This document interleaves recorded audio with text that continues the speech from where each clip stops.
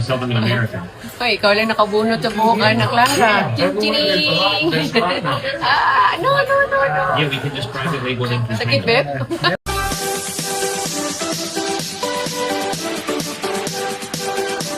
Aliw na aliw ang mga netizen sa isang viral video kung saan makikitang sinabunutan ng adorable na si Baby Clara ang kanyang lolo na si Manny Pacquiao.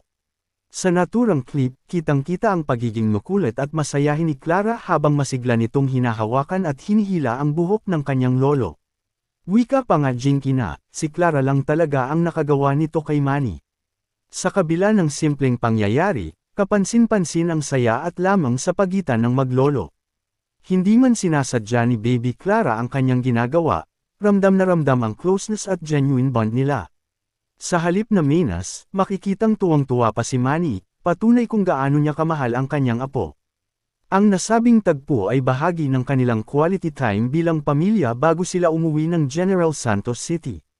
Isang simpleng bonding moment na puno ng tawanan at pagmamahalan, na lalong nagpapatibay sa imahe ng mga Pacquiao bilang isang close-knit at masayang pamilya. Look at you.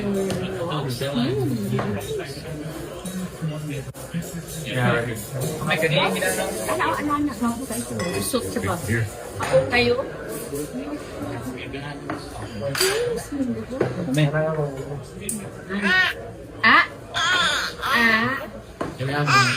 Guwapo si Clara. Wala, ganawan siya sa inyo. Sa ako, mag-relax siya. Uy.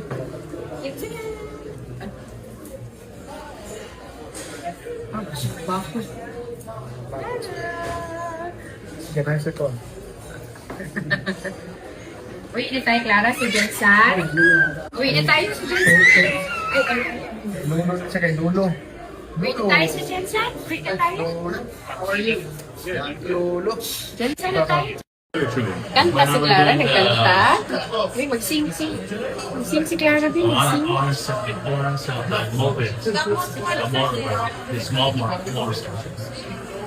Whenever you want. I'm gonna sell them in America. Ay, ikaw lang nakabunot sa buhok, anak Clara. Ching-ching! No. Yeah, we can just private label them. Sakit, Beb? Okay lang bro. Ba?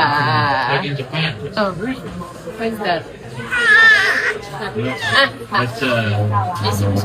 Let's talk about it. Oh, Ching! Ikaw lang nakasabunot kay Manny. Tomorrow.